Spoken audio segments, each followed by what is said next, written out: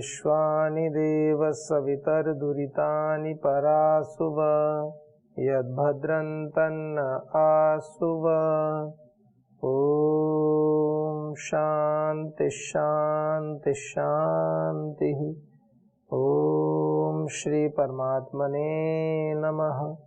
ओम श्री गुरुभ्यो नमः। ओम सर्वेभ्यो नमः। ओम। वैदिक संस्कृति, इसके अंतर्गत हम अध्ययन कर रहे हैं जो भी हमारे संध्या कालीन मंत्र होते हैं, उसमें आचमन मंत्रों में, मार्जन मंत्रों में जो विशेष कहा गया है कि हम किस प्रकार से अपनी इंद्रियों को शुद्ध रखें, पवित्र रखें, ऐसी प्रार्थना उस परमपिता परमात्मा से की गई है। और एक विशेष बात, प्रत्येक इंद्रियों को शुद्ध करने के लिए प्रत्येक इंद्रियों के विषय में एक विशेष संबोधन भी किया गया है। तो आइए इस क्रम को आगे बढ़ाते हैं। तो मार्जन मंत्र में हम चर्चा कर रहे हैं ओम भूः पुनातु शिरसि, ओम भुवः पुनातु नेत्रयोः, ओम स्वः पुनातु कंठे, ओम महः पुनातु हृदये। तो हम चर्चा कर रहे थे ओम स्वः पुनातु कंठे। तो वाणी के विषय में हमने चर्चा की किस प्रकार से कंठ में स्थित जो वाणी है, और कंठ पूरा कितना महत्वपूर्ण भाग है हमारे इस व्यक्तित्व का। तो ऐसे सुख स्वरूप परमात्मा से हमने प्रार्थना की कि हे प्रभु, आप हमारे कंठ को पवित्र कीजिए, हमारी वाणी को पवित्र कीजिए। कंठ संबंधी जो भी प्रदेश है, कंठ संबंधी जितने भी नस नाड़ियां हैं, सभी को आप पवित्र कीजिए।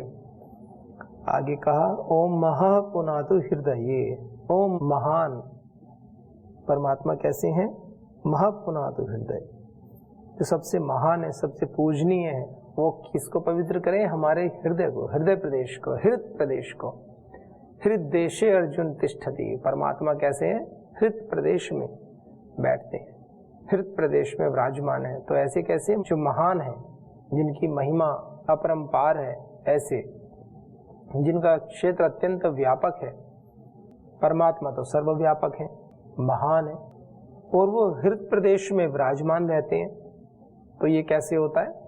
तो कहा ओम महः पुनातु हृदये, कि जो महान है परमात्मा, जो पूजनीय है, ऐसे सबसे महान, सबसे पूजनीय, पूजनियों में पूजनीय, ऐसे जिनको हम पूजनीय मानते हैं उनसे भी पूजनीय है। जैसे मेधा सूक्त में एक मंत्र आता है ओम मेधाम में वरुणो ददातु, मेधाम अग्नि प्रजापति, मेधाम इंद्रश्च वायुश्च, मेधाम धाता ददातु में। तो पहले क्या कहा कि पहले मेधाम में वरुणो ददातु, अग्नि ददातु, प्रजापति से, अग्नि, इंद्र से, वायु से, सब से प्रार्थना करते हैं कि हमें तीव्र बुद्धि, मेधा बुद्धि प्रदान करें प्रभु। और फिर अंत में कहते हैं इन सबके धारण करने वाले से, मेधाम धाता, जो धारण करने वाला है सबको। तो धीरे धीरे स्टेप बाय स्टेप चीजें आगे बढ़ाते हैं। तो इसमें कहा कि महान, जो सबसे पूजनीय है, और अन्य देव भी हैं पूजनीय है, अन्य माता पिता, गुरुजन, आचार्य, ऋषि, महर्षि, तो सभी हैं। लेकिन कहा जो सबसे पूजनीय है, जो सबसे महान है, जिसकी महिमा अनंत है, उसका कोई पारावार नहीं है महिमा का। तो ऐसे परमात्मा के विषय में कहा कि वो हमारे हृदय प्रदेश को शुद्ध करे। हृदय प्रदेश से हम लेते क्या है? केवल हार्ट मात्र नहीं है हृदय प्रदेश। कहा हृदयेशे अर्जुन परमात्मा तिष्ठति, ऐसे कहा। वो आत्मा, वो परमात्मा कहाँ पर? हृदय देश में बैठता है।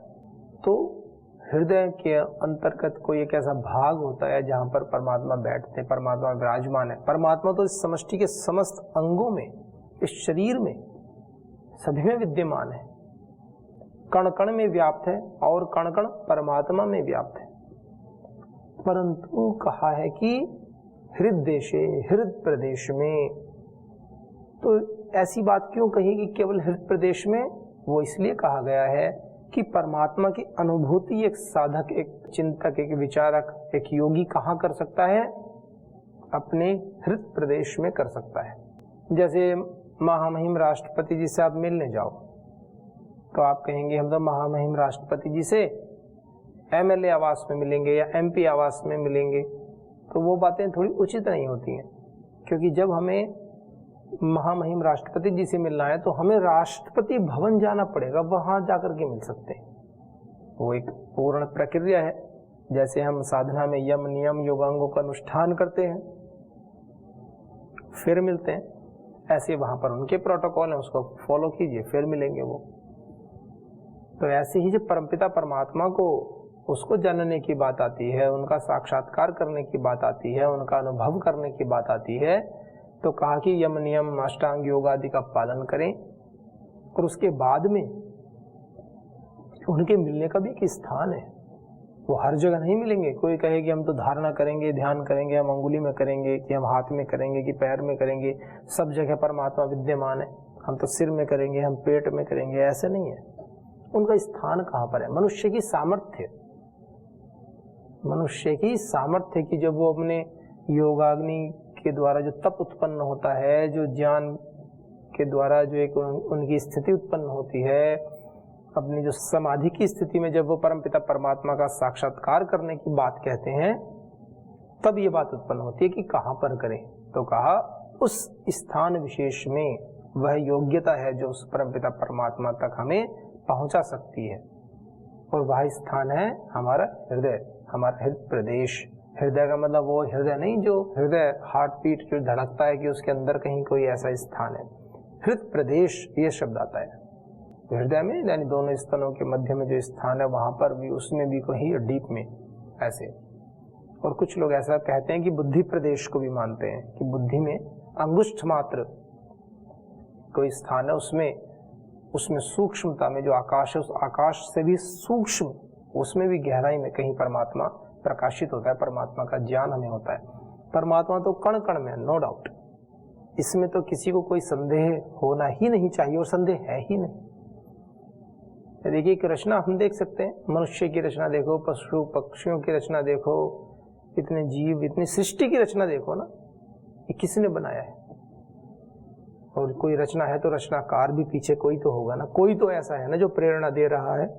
तो वो जो प्रेरणा दे रहा है, उस प्रेरणा देने वाले को, उसको कहा कि ओम महापुनाद हृदय, कि वो महान परमात्मा है, वो हमारे हृदय में विराजमान है। जब हम भावपूर्ण होकर के पूर्ण श्रद्धा के साथ में उसकी खोज में लग जाते हैं कि बस अब परमात्मा के अतिरिक्त हमें कुछ नहीं चाहिए, एक तड़प, एक जिज्ञासा, मन में एक भाव उत्पन्न होता है। हृदय से क्या होता है? हृदय से संवेदनाएं उत्पन्न होती है, एक भाव उत्पन्न होता है।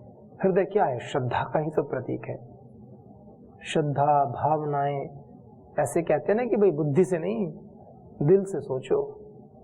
तो संवेदनाएं जो होती हैं वो हृदय में होती हैं। तो कहा परमात्मा की प्राप्ति भी हृदय में ही है, और महत्वपूर्ण हृदय। तो हे प्रभु, हमारे हृदय क्षेत्र को पवित्र कीजिए, हमारी संवेदनाएं, हमारी भावनाएं पवित्र हो, भक्ति भाव हमारा पवित्र हो, शुद्ध शुद्धतम होता चला जाए। हम अपने कर्तव्य कर्मों के साथ साथ ईश्वर के प्रति भी समर्पित भाव से उनके नजदीक जाते चले जाएं। कहीं किसी कार्य को छोड़ने के लिए नहीं कहते हैं। हाँ, निषेध पक्ष में तो जाना ही नहीं चाहिए। कोई व्यक्ति मान लीजिए शराब पीता है तो नहीं पीनी चाहिए, छोड़ देनी चाहिए, वो तो है ही। यहाँ जो भी शास्त्र में जो भी कार्य की बातें आती हैं वो विधि सम्मत बातें होती हैं, अच्छी बातें होती हैं। तो कहा महापुनात हृदय, ऐसे जो महान परमात्मा है, जो पूजनीय परमात्मा है, वो हमारे हृदय को पवित्र करें, ताकि उनका वास जिस स्थान विशेष में है वह अत्यंत पवित्र होना चाहिए, तभी हमें उनकी अनुभूति वहां हो सकती है। जैसे कोई माता जी हैं, उनसे कोई भिक्षा लेने आया पात्र में, भाई होते हैं ब्रह्मचारी, जाते हैं ना भिक्षा आदि लेने के लिए जाते हैं। तो वह जब जाता है और उसका पात्र आपने देखा कि पात्र तो गंदा है। कोई व्यक्ति भिक्षा लेने गया किसी माता जी के पास में घर में, और उसका जो पात्र है जिसमें वह मान लीजिए दूध लेने गया, वह दूध लेने जाता है कि माता जी मुझे दूध दे दीजिए। तो माता जी अंदर से जाती हैं, वो दूध लेकर के आती हैं। वो जैसे ही दूध किसी पात्र में डालती हैं उसके, वो देखते हैं कि पात्र तो गंदा है, पात्र में मिट्टी लगी हुई है या कोई भी गंदगी लगी हुई है। तो माता जी क्या करेंगी?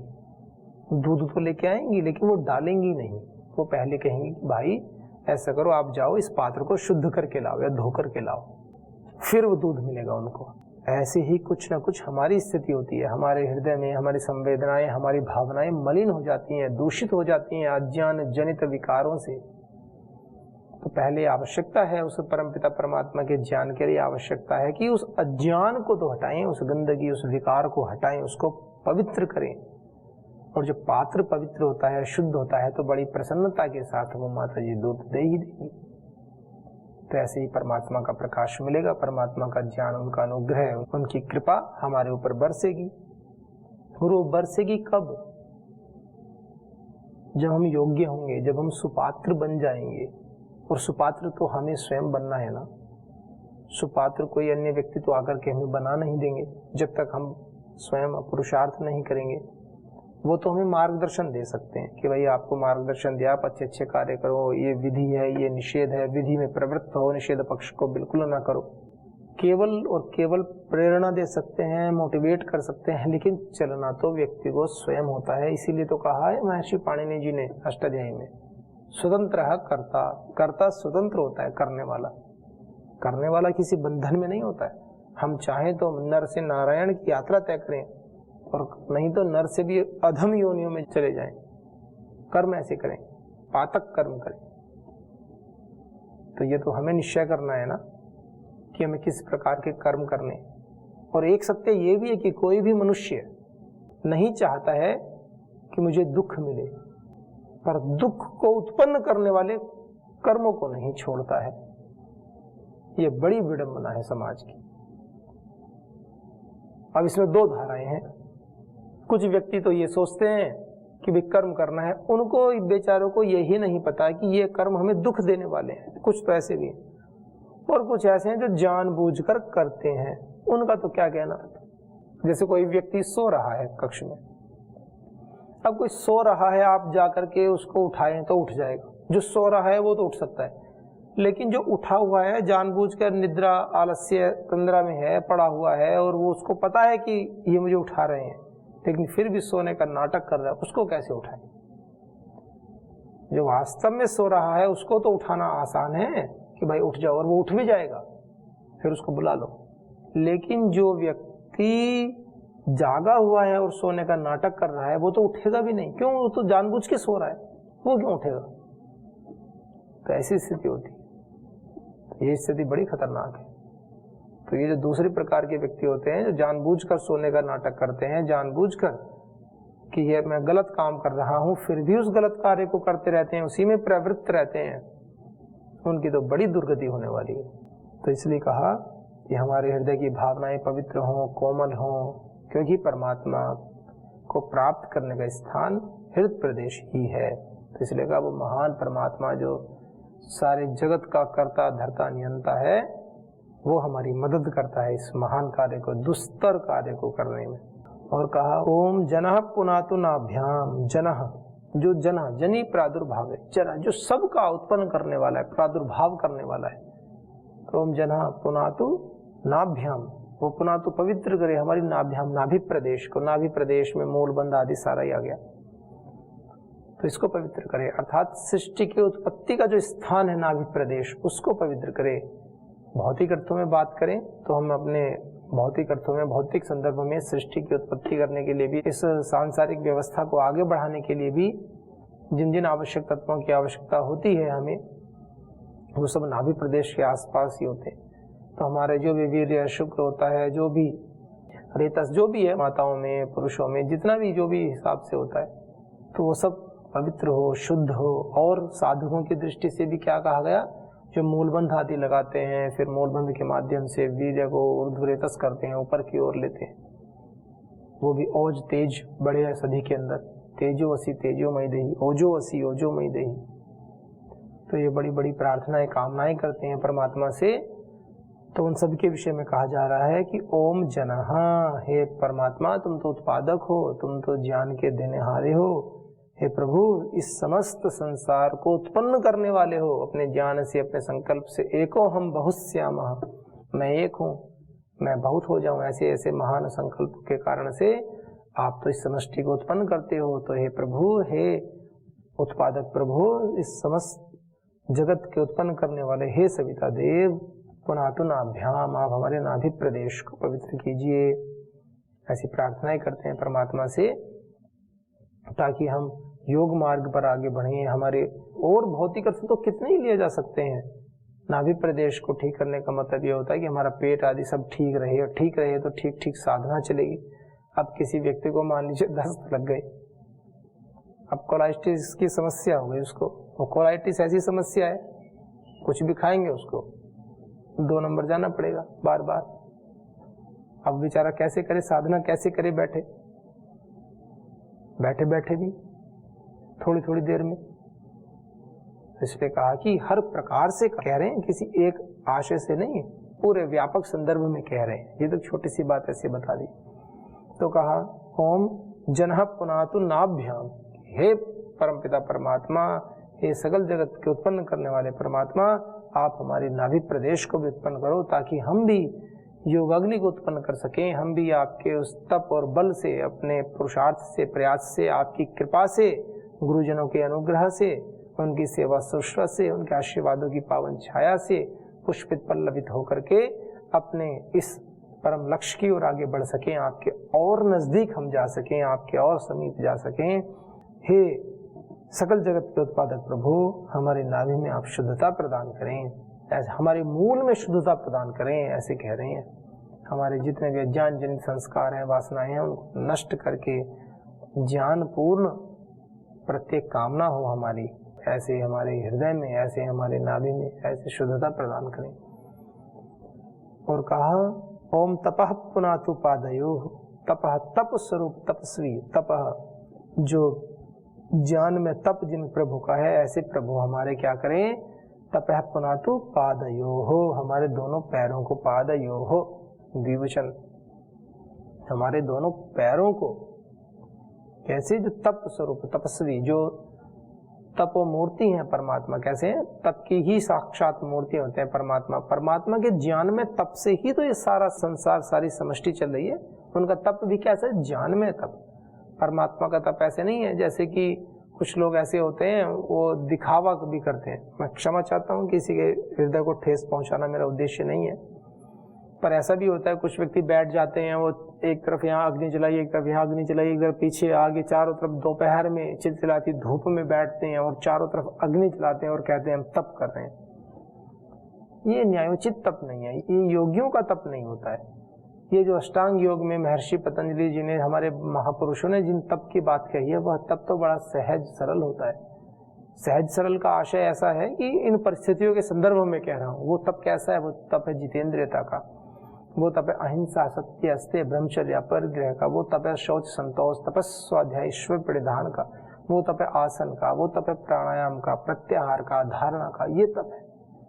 हम अपने ही विषयों के प्रति, अपने जीवन में भोगों के प्रति हम सचेत हो जाएं, वो ऐसे तप की बात करते हैं।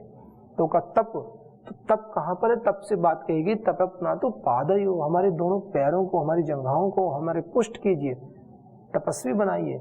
क्योंकि पैर जिसके बलवान होते हैं, सुदृढ़ होते हैं, स्वस्थ होते हैं, अच्छे होते हैं, तो उस व्यक्ति का जो है आधार तगड़ा होता है, मजबूत होता है, पराक्रम करता है, ओज तेज होता है। तो इसलिए कहा कि तपः पुनातु पादयोः, हमारे दोनों चरण, हमारे पैर जहाँ जाएं, ये भी बात होती है एक सांसारिक अर्थ में कहें तो, कि हमारे पैर कहाँ जाएं। हे तपस्वी परमात्मा, हे तप के देने वाले परमात्मा, हमारे पैर किसी ऐसी जगह पर ना जाए जहाँ हमारे तप का खंडन हो जाए, जहाँ हमारे जीवन में साधना का नाश हो, ऐसी जगह हमारे पैर हमें ना ले जाएं। हमारे पैर सदैव ईश्वरीय पथ पर चलने वाले हों, वेद पथ की ओर चलने वाले हों, सत्संग में ही जाने वाले हों, किसी के दुराचरण में, दुराचार में, कुसंग में ये पैर हमें ना ले जाएं, ऐसी प्रार्थना, एक भावना भी मन में करते हैं। तो ऐसे इसलिए कहा कि ओम तपः पुनातु पादयोः, जो पैर हैं, जो तप करने वाले हैं हमेशा, क्योंकि पैर सारा शरीर का वजन धारण करते हैं, पूरे दिन धारण किए रहते हैं, तो तप तो है ही पैरों का भी। पैर कहने लगे भाई मैं तो धारण नहीं करता हूँ शरीर का, मैं तो भोजन भी जितना खाते हो थोड़ा सा अंश लेता हूँ, उसी अंश में धारण करूंगा। आप पेट से बोलो ये धारण कराए, आप सर से बोलो धारण कराए, सर से कितनी देर करोगे, सिर से 2-4 मिनट 5 मिनट कर लोगे, शीर्षासन कर लोगे, कैसे धारण करोगे। तो कहा ओम तपः पुनातु पादयोः। फिर आगे कहते हैं ओम सत्यम पुनातु पुनः शिरसि, शिर की महिमा कितनी है। सत्यम, हे सत्य स्वरूप परमात्मा, आप पुनः सत्यम पुनातु सत्यम, हे सत्य स्वरूप परमात्मा, आप शिरसी, शिर को पुनः पुनः शिरसी, पुनः पवित्र कर दो। पहले आया था ना, ओम भू पुनातु शिरसी, प्राणों से प्रिय परमात्मा हमारे आप शिर प्रदेश को पवित्र कर दो। फिर कहा ओम सत्यम पुनातु पुनः शिरसी, सत्य स्वरूप परमात्मा आप पुनः हमारे शिर को पवित्र करो। बार बार सिर को पवित्र करने की बात क्यों कही जा रही है? ताकि हमारा जो ज्ञान पक्ष है, जो विवेक ज्ञान का पक्ष है, जो मिथ्या ज्ञान, अज्ञान, इन दोनों को हटा करके शुद्ध विशुद्ध ज्ञान प्रदान करने वाला जो पक्ष है, उसको वरीयता देना चाह रहे हैं। वो कह रहे हैं कि सत्यम पुनातु पुनः शिरसी, सत्य स्वरूप परमात्मा जो है, जो अविनाशी है, वो प्रभु हमारे शिर में शुद्धता प्रदान करे, हमारे शिर को पुनः शुद्ध करे, हमारे ज्ञान को पुनः शुद्ध करे। ज्ञान को शुद्ध करने का परिणाम क्या होता है? जब हमारा ज्ञान शुद्ध हो जाता है तो हमारी वृत्तियां हमारे वश में आ जाती हैं, क्योंकि अज्ञान जनित ही तो ये सारे विकार होते हैं, अज्ञान जनित ही तो सारे दोष होते हैं। जब हमें यथार्थ बोध हो जाता है कि क्या सही है क्या गलत है, हम ज्ञान पूर्वक आचरण करने लगते हैं, तो हमारे सारे क्लेश धीरे धीरे क्षीण होने लगते हैं। और जब विगत क्लेश हम लोग हो जाते हैं तो परमात्मा का प्रकाश स्वतः उद्घाटित होने लगता है। प्रकाश की ऊर्जा, प्रकाश की किरणें हमें दिखाई देने लगती हैं। आंखें बंद करते हैं तो अंदर में एक प्रकाश का सा अनुभव होने लगता है। तो वह आपकी सबकी अपनी अपनी आंतरिक स्थिति पर निर्भर करता है। इसमें कोई ऐसा पैमाना नहीं है कि कोई छोटा है, कि कोई बड़ा है, कोई युवा है, कोई बुजुर्ग है, ऐसा बिल्कुल भी नहीं है। यह आपकी नितांत, आपकी अत्यंत निजी अनुभूति होती है कि आप जब शांत चित्त बैठ करके कार्य को करते हैं तो आपको पता चलता है कि आप किस लेवल पे हैं, आप किस भाव में जी रहे हैं, आपकी चेतना का स्तर क्या है। और ये जो हम कहते हैं कि हम परमात्मा के ध्यान में रहें, तो यह भी कोई तात्कालिक विषय नहीं होता है कि किसी तात्कालिक विषय को लेकर के हम बैठे और अचानक ध्यान समाधि लगी, ऐसा नहीं होता है। हमारे पूरे दिन में हम जितना जीवन जीते हैं उसका परिणाम होता है ये। यदि हमारा जीवन बड़ा अस्त व्यस्त है तो निश्चित जानिए आप ध्यान में बैठेंगे, आप साधना करेंगे, आपका साधना में मन नहीं लगेगा। तो ये तो पूरा ही प्रोसेस होता है। इसीलिए तो यह सारी इंद्रियों के ऊपर नियंत्रण रखने की बात कही गई है, भोगों से, ऐश्वर्यों से थोड़ा दूर रहने की बात कही गई है। क्यों? इसीलिए ताकि हम सात्विक जीवन जिए, उच्च चेतना में जीवन जिए, सदैव गुरुजनों के मार्गदर्शन में जीवन जिए, उनके एक एक आज्ञा का 100% पालन करते हुए जीवन जिए, पुरुषार्थ में जीवन जिए। पुरुषार्थ भी कैसा? अखंड प्रचंड पुरुषार्थ में जीवन जिए।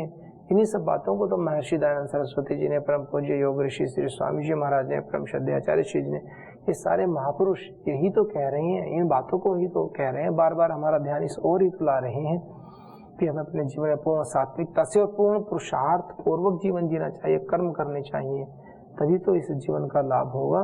तो कहा सत्यम पुनातु पुनः शिरसी, हे सत्य स्वरूप परमात्मा हमारे शिर को, हमारे जो मुर्दा भाग को पुनः पवित्र कीजिए, क्योंकि बुद्धि से ही परमात्मा को जान सकते हैं, क्योंकि बुद्धि पूर्वक विवेक ज्ञान होता है। आप कहेंगे कि जिनकी बुद्धि नहीं है क्या वो परमात्मा को नहीं जान सकते? वो भी जान सकते हैं, बुद्धि से, विवेक से। बुद्धि क्या करती है? विवेक उत्पन्न करती है। तो विवेक उत्पन्न उसका सेवा के माध्यम से भी हो जाता है।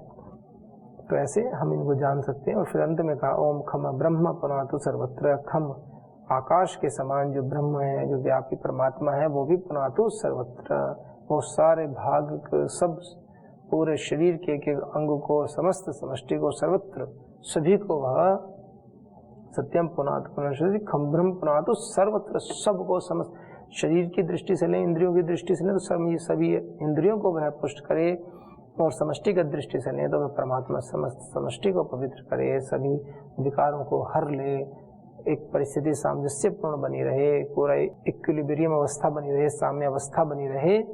तो आइए सभी के जीवन में आनंद की अनुभूति बनी रहे। सब इन विशेषणों के साथ में अपने अपने जब भी हम संध्या करते हैं, मार्जन मंत्र पढ़ते हैं, तो इन भावों के साथ में हम करें। इतने बड़े बड़े जो दृष्टांत परम श्रद्धेय श्री स्वामी जी महाराज, परम श्रद्धाचार्य श्री जी और हमारे महान ऋषियों के माध्यम से हमारे तक पहुंचते हैं, उस सब ज्ञान को हम ग्रहण करते हुए अपने जीवन के पथ को आध्यात्मिक दिशा में आगे बढ़ाएं। इन्हीं शुभ भावों के साथ आज के अंक को विराम देते हैं। ओम शांति शांति शांति। ओम श्री परम ऋषिभ्यो नमः। ओम सर्वेभ्यो नमः। ओम श्री गुरुभ्यो नमः।